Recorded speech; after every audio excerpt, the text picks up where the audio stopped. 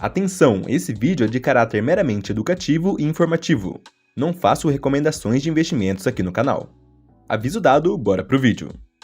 Bom, a pedido de muitos, aqui está. O que é Bitcoin? Para responder isso, voltamos alguns milhares de anos. Na época do escambo, quando o único meio de obter algum produto ou serviço era por meio da troca. Por exemplo, se alguém queria pão, deveria ter alguma outra coisa que outra pessoa queria para dar em troca pelo pão. Por exemplo, trocar um saco de arroz por alguns pães, ou também trocar 1 litro de azeite por 1 quilo de sal e por aí vai. Mas veja que o escambo nunca foi algo muito justo, pois não tinha como mensurar com exatidão se a troca era realmente benéfica para ambos os lados. Sempre alguém levando a desvantagem. Por isso, depois de muitos anos, na Baixa Idade Média, foi quando se teve registro do surgimento das primeiras moedas metálicas. Essas moedas tinham um valor intrínseco, pois eram feitas de metais preciosos como ouro e prata. E com o tempo, a cunhagem de moedas se espalhou pelo mundo todo, facilitando o comércio, pois as pessoas começaram a trocar moeda por mercadorias, em vez de mercadorias por outras mercadorias. Assim, após centenas de anos com a sociedade utilizando apenas moedas metálicas para trocar por mercadorias, foi criada a moeda fiduciária, por volta do século XVII, que é a que conhecemos hoje, como real, euro, dólar, o peso argentino e por aí vai.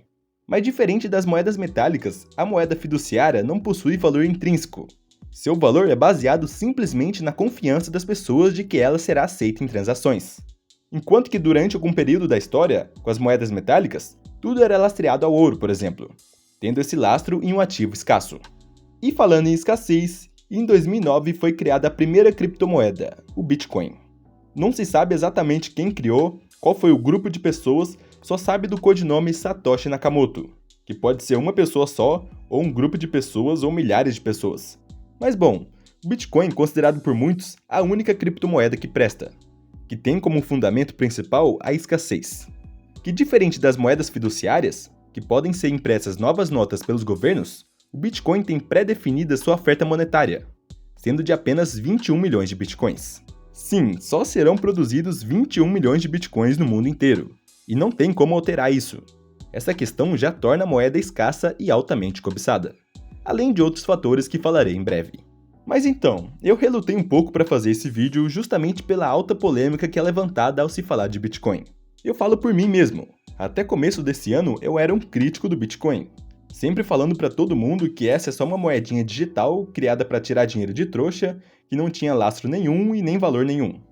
Mas falava isso justamente porque tinha lido muito pouco sobre e só tinha a ideia superficial do que era Bitcoin. Via apenas como um ativo puramente especulativo e sem fundamento nenhum. E esse ano, me inteirando melhor sobre o assunto e lendo sobre como funciona o Bitcoin e toda a tecnologia por trás desse ativo, enxerguei um certo valor nessa moeda. Inclusive, você tem todo o direito de criticar aqui nos comentários. Podem debater aqui nos comentários os defensores e os críticos do Bitcoin, beleza? Até porque, como eu disse, eu mesmo fui crítico até esse ano mesmo. Assim como a BlackRock, maior empresa de investimentos do mundo, agora também adere ao Bitcoin. Até mesmo Donald Trump já manifestou que quer tornar Estados Unidos a maior potência de Bitcoin do mundo caso vença as eleições. Além de vários outros exemplos por aí. Bom, você já deve ter visto na internet, ou até pessoalmente mesmo, algum fã de Bitcoin que defende com unhas e dentes. Bom, de forma resumida, o principal argumento de quem é Bitcoiner é que a moeda fiduciária se desvaloriza com o tempo, e que o Bitcoin, diferente delas, se valoriza com o passar dos anos, justamente por sua escassez, por não ser possível produzir novos Bitcoins. E essa moeda digital tem se mostrado, pelo menos nos últimos anos, bem resiliente, com uma valorização invejável. Veja por esse gráfico os altos e baixos do Bitcoin desde 2016 até o dia atual. Olha, mesmo com sua enorme volatilidade, com muitas altas e quedas fortes, o Bitcoin foi o ativo com o melhor desempenho da última década, de 2010 a 2020. Então quem segurou Bitcoin na carteira e não vendeu nos momentos de baixa, se deu bem. Que vamos combinar que foi a minoria, né? Hoje é fácil falar que quem comprou em 2016 deveria ter segurado e não ter vendido, esperando a alta. Mas a verdade é que é muito difícil prever o futuro. Até o momento, o Bitcoin está sim se valorizando à medida que o tempo passa, mesmo que tenha muitas quedas ao longo do caminho. Porém, ninguém sabe o que pode acontecer no futuro. Assim como Mark Twain diz, a história não se repete, mas rima. Ou seja, ninguém tem bola de cristal para saber que o Bitcoin vai continuar valorizando. Mas se tem uma coisa que não podemos negar, é o histórico do ativo até aqui. Que quem comprou todo mês durante todos esses anos para segurar para o longo prazo, com certeza está no positivo hoje, utilizando a estratégia do buy and hold, de comprar e segurar, esperando a valorização com o passar dos anos. Bastante utilizada também no mundo das ações, de comprar cada vez mais ações com foco no longo prazo. Bom, eu sei, esse é um tema bastante polêmico e muitos bitcoiners são totalmente contrários à moeda fiduciária, os chamados maximalistas de Bitcoin, que veem o Bitcoin como a única saída para tudo e que não existe nenhum investimento no mundo que cubra a inflação, acreditando também que o Bitcoin será a reserva financeira mundial do futuro e tudo mais. Olha, eu respeito quem acredita nisso, porém nunca vou achar válido ter 100% do dinheiro alocado em um único ativo. É sempre importantíssimo diversificar os investimentos. Não acho interessante concentrar tudo em Bitcoin com a ideia de colocar todos os ovos em uma cesta só. Inclusive, nessa série de vídeos falei sobre renda fixa e hoje estou começando a falar sobre renda variável. E também falarei sobre investimentos no exterior. E sobre a questão da inflação, em breve farei um vídeo exatamente sobre isso explicando detalhadamente, beleza? Mas então, voltando para o assunto do Bitcoin em si, o valor dele está principalmente ligado a 3 fatores. A escassez, que como eu já falei, serão produzidos apenas 21 milhões mundialmente. E desses 21 milhões, 19,7 milhões já foram produzidos, tornando a moeda escassa, fazendo com que as pessoas não queiram vender e apenas segurar a moeda para o longo prazo. Dessa forma, com poucos vendedores e muitos compradores, os preços aumentam. E é por isso que na data que estou fazendo esse vídeo, o Bitcoin já se encontra na faixa de 60 mil dólares até 64 mil dólares. Sim, uma moedinha digital que em 2009 valia centavos. Além disso, ela é uma moeda descentralizada, ou seja, não depende de um banco central e nem de grandes instituições para que as transações sejam feitas. Isso faz com que esta seja uma moeda que não depende de um estado, podendo realizar transações diretamente de pessoa para pessoa.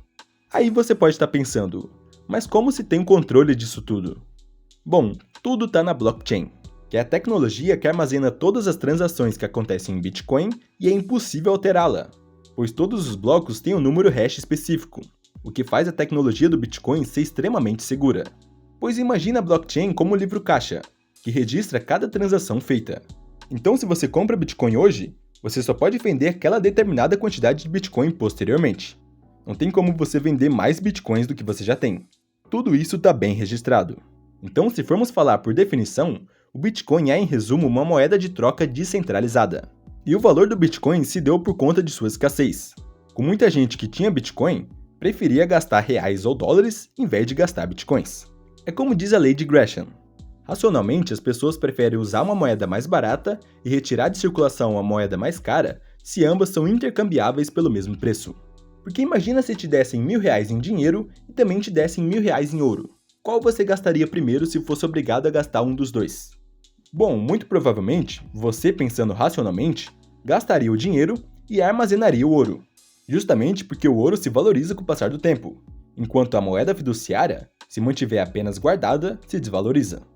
E em falar em ouro e Bitcoin, veja aqui na tela o ranking dos 10 ativos mais valiosos do mundo hoje. Em primeiro lugar temos obviamente o ouro, com mais de 15 trilhões de dólares de valor de mercado. Ou seja, todo o ouro somado do mundo inteiro dá cerca de 15 trilhões de dólares. Depois temos as empresas gigantes do setor de tecnologia, além da enorme empresa de petróleo. E pulando para a 8ª posição, temos a prata e logo atrás, em 9º lugar, o Bitcoin, com cerca de 1,2 trilhão de dólares de valor de mercado. E eu acho bastante provável que em alguns anos o Bitcoin possa chegar na 2ª colocação dessa lista se continuar com toda essa valorização. Porém, passar o ouro eu acho difícil. O ouro é usado há milhares de anos, e olha a surra que ele dá em todos os outros ativos da lista. Ele está isolado em primeiro lugar. Mas comente aí, você acha que algum dia o Bitcoin vai ultrapassar o ouro em valor de mercado? Bom, por enquanto falei praticamente só vantagens do Bitcoin, né? Por exemplo, sobre a segurança que a tecnologia dele tem, a escassez e tudo mais. O que não deixa de ser verdade. Porém, isso não significa que ele seja um ativo seguro de se ter. Inclusive, por ser uma criptomoeda, é considerado um ativo bastante arriscado por conta da sua alta volatilidade. O Bitcoin varia muito de preço a cada ano, a cada mês, a cada dia e a cada hora. Veja por esse gráfico o quanto o preço do Bitcoin variou desde 2016 até os dias atuais. E se formos comparar historicamente, atualmente a volatilidade dele está menor, porém não deixa de ser um ativo de renda variável altamente volátil. Muitos falam que para quem tem Bitcoin pensando no longo prazo, tem que ter estômago, porque não é fácil aguentar todas as quedas ao longo do caminho. E é inevitável sempre ter alguém falando que o Bitcoin vai acabar, que o Bitcoin vai a zero, eu mesmo era um deles, gerando ainda mais medo no mercado com muita gente vendendo e não aguentando as quedas. É aquele ditado, né? Só perde quem vende. Assim como eu falei no último vídeo sobre o efeito manada, que em momentos de crise, muita gente vai vendendo as ações, ou criptomoedas principalmente, fazendo os preços irem lá embaixo.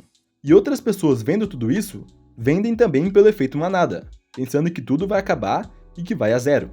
Agora, quando o Bitcoin está em alta, em momento de grande euforia em que está todo mundo comprando sem parar e pensando que agora vai explodir para $1 milhão, acaba mexendo com a ganância da pessoa, de querer comprar mais e mais, esperando que suba ainda mais. Então, se você escolher por comprar Bitcoin, saiba que seu dinheiro vai sofrer grandes variações no mercado. Essa ainda é uma forte característica do ativo. Por isso que não é uma boa ideia comprar Bitcoin pensando no curto prazo, de comprar para vender em algumas semanas ou meses. Porque é impossível adivinhar os fundos e topos, porque em momento que você pode estar pensando que está em baixa e comprar, ele pode cair ainda mais. Em um momento que você pode estar achando que está em alta e vender, ele pode subir ainda mais. Então não tem como prever com exatidão para onde vão os preços. Isso serve para ações, fundos imobiliários e principalmente para Bitcoin. Inclusive, não tem como prever, porém o mercado usa alguns indicadores do Bitcoin para se ter uma ideia sobre o preço, que já vou falar melhor sobre. Mas o que quero que vocês entendam é que Bitcoin ainda é um ativo extremamente volátil, e que quedas de 10% ou até 20% em uma semana são razoavelmente comuns. Então, se você tem a pretensão de comprar Bitcoin, saiba que seu dinheiro vai sofrer com oscilações, tanto positivas quanto negativas. Porém, até o momento, o Bitcoin tem se mostrado um ativo resiliente para segurar para o longo prazo. Mas com certeza, não é fácil segurá-lo em momentos de crise no mercado. Inclusive, comente aqui se você é um holder de Bitcoin. Ou seja, se você está comprando Bitcoin para acumular para o longo prazo. Bom, além da volatilidade que falei aqui, um outro risco do Bitcoin que poucos falam é de você ser roubado ao comprar em exchanges não confiáveis. As exchanges, se você não sabe, são corretoras de criptomoedas. Se você comprar lá e deixar lá em corretora não confiável, pode perder dinheiro. Muita gente perdeu muito dinheiro por comprar Bitcoins em exchanges por aí e armazenar por lá mesmo. Então, se você tem uma quantia considerável em Bitcoin, não deixe nessas corretoras porque o Bitcoin não será de sua propriedade, e sim da própria corretora. Você pode até comprar por lá, mas não use as corretoras para armazenar seus Bitcoins. Pois se a exchange estiver mal intencionada, pode levar seus Bitcoins embora, ou também no caso dela quebrar. E já vou falar melhor sobre armazenar Bitcoin de forma segura, beleza? Outro risco que o Bitcoin carrega é o risco da proibição. Atualmente no Brasil o Bitcoin é legal, porém nunca se sabe se isso poderá mudar ou não. Existem países, como a Rússia, por exemplo, que o governo proibiu o Bitcoin e também outras criptomoedas, para que não se utilize nenhuma outra moeda a não ser a do próprio país, com controle total do Estado. Enquanto que atualmente no Brasil, se tem a taxa de 15% sobre o lucro caso você venda acima de 35 mil em um único mês em criptomoeda. O que acho possível é que com o passar do tempo esse imposto aumente e que tenha novas taxas referentes também à posse do Bitcoin, caso ele se valorize ainda mais. Porém, a proibição, na minha humilde opinião, é difícil de acontecer no Brasil. Assim eu espero, né?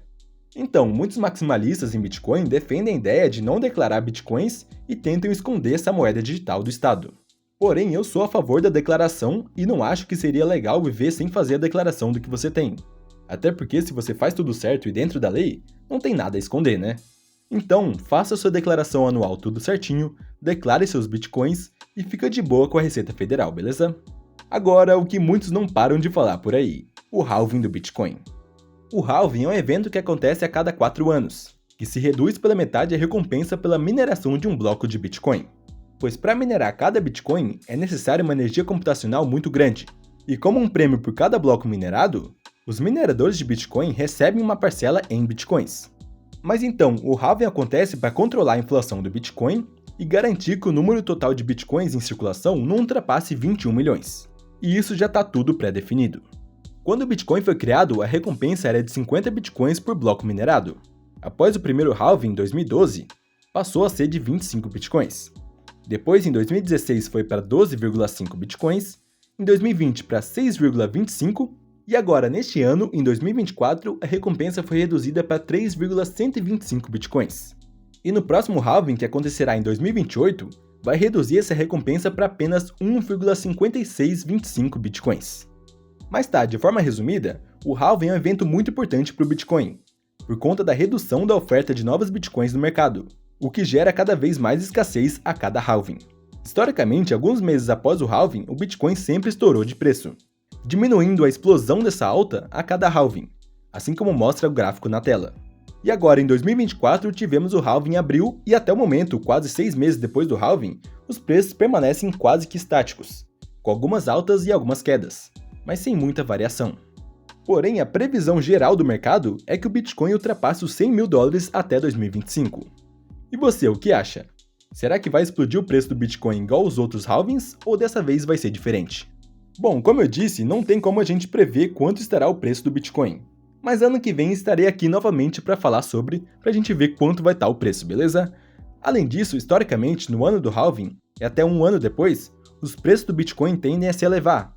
Porém, no ano seguinte, ocorre uma grande correção, chamada de bear market, o que fica bem nítido no gráfico de 2020 a 2022, que ocorreu o bull market de meados de 2020 até final de 2021, onde os preços se elevaram até as máximas.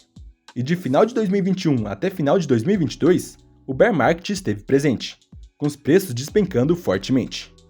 Se eu não me engano, foi até de 80% a queda da máxima para a mínima. Então veja como é volátil, né? E agora, desde final de 2023 até o dia de hoje, o bull market já está presente novamente. E como eu disse, o mercado está prevendo que ano que vem seja de forte alta e em 2026 tenha uma correção de preços, vindo a queda. Mas veremos. Isso apenas o tempo vai dizer. Quando falamos em previsão do mercado, ainda são especulações. Mas então, como investir em Bitcoin na prática? Para começar, já quero alertar todos vocês sobre as pirâmides financeiras. O que mais tem por aí são pessoas mal intencionadas fazendo pirâmides financeiras, prometendo alta rentabilidade mensalmente e colocando o nome do Bitcoin no meio disso tudo. E olha, eu quero deixar bem claro que é impossível garantir rentabilidade mensal em Bitcoin. É um ativo de renda variável, como eu já falei aqui no vídeo. É extremamente volátil. Então, se você vê alguém falando para você começar a investir em Bitcoin e garantindo rentabilidade de 10% ao mês, 5% ao mês, já corre porque isso não tem nada a ver com Bitcoin. É só uma pirâmide que o cara tá usando o nome do Bitcoin para enganar as pessoas. Então, agora que você sabe que não tem como receber rentabilidade garantida de Bitcoin, existem algumas formas de você comprar Bitcoin. Começando por meio de ETF, que é de longe a forma mais simples e prática, sendo basicamente um fundo de investimento que permite que investidores comprem ações que representam Bitcoin. Nesse caso, você não precisa comprar a criptomoeda diretamente. Assim, os investidores podem negociar as ações do ETF na bolsa de valores mesmo, da mesma forma que ações de empresas. Porém, a desvantagem é que você não vai ter a criptomoeda em si, vai ter que pagar uma taxa de administração e só vai poder negociar no horário da B3, de segunda a sexta, no horário comercial. Enquanto que comprando diretamente o Bitcoin em si, você pode negociar em qualquer momento, seja feriado, de madrugada, qualquer hora, 24 horas por dia, 365 dias por ano. E agora, a outra forma é comprando diretamente em exchanges, e por lá você compra diretamente a criptomoeda Bitcoin. Porém, como eu disse, se você comprar na exchange, na corretora de criptomoeda, e deixar por lá, o Bitcoin não vai ser seu de fato, e sim da corretora. Então a forma mais segura de ter Bitcoin é sob custódia própria. É comprando na exchange e enviando para uma wallet, ou seja, uma carteira de sua propriedade. Existem diversas, mas de forma geral existem as hot wallets, sendo bem fácil de abrir conta e criar sua carteira, tanto no celular quanto no computador, porém se caso sofrer algum ataque hacker, pode perder tudo que você tiver lá. Então você corre esse risco. E o outro tipo, que é considerado o mais seguro de todos, mas também é o mais trabalhoso, é você tendo uma cold wallet, que significa nada mais nada menos que uma carteira que você vai ter fora da internet, parecida com um pendrive que você vai ter que configurar colocando senha com várias palavras-chave e tudo mais. Elas são chamadas de hardware wallets, e existem várias marcas e modelos dessas no mercado, mas são um pouco caras. Então se você ainda tem pouco dinheiro em Bitcoin, pode deixar na própria exchange mesmo, na própria corretora. Mas acho que a partir do momento que você começar a ter uma quantia maior, pode ser interessante ver sobre hot wallets ou até cold wallets, se você quiser ter mais segurança e quiser levar para o longo prazo de fato. Mas tome muito cuidado com a senha. Se você comprar hard wallets, você vai precisar saber todas as suas palavras-chave e deixar anotadas em algum papel ou em algum lugar. porque se você perder sua senha, já era tudo que você tinha na carteira. E claro, também declare seus bitcoins. Não é porque está numa carteira própria que você não tem que declarar. Então declare anualmente e faz tudo certinho, beleza? Ah, e lembrando que Bitcoin você pode comprar apenas uma fraçãozinha se quiser, pois ele é extremamente divisível, sendo divisível até a 8ª casa decimal. Ou seja, se você quiser, você pode comprar até 0,000001 Bitcoin, que vai dar menos de 1 centavo. Mas claro que dependendo da exchange, eles vão colocar o limite mínimo deles. Porém, a divisibilidade do Bitcoin é algo espetacular. Agora, indo para os indicadores do Bitcoin, uma forma de se ter uma ideia do medo e ganância do mercado em relação ao Bitcoin é o famoso Fear and Greed, que quando os preços estão nas máximas históricas e todo mundo comprando desenfreadamente, esse indicador vai lá para o máximo, indicando ganância extrema do mercado, com todos pensando que o Bitcoin vai explodir ainda mais. Da mesma forma que quando cai forte e todos entram em desespero, esse indicador fica nas mínimas, indicando o medo extremo do mercado, com todos pensando que o Bitcoin vai falir.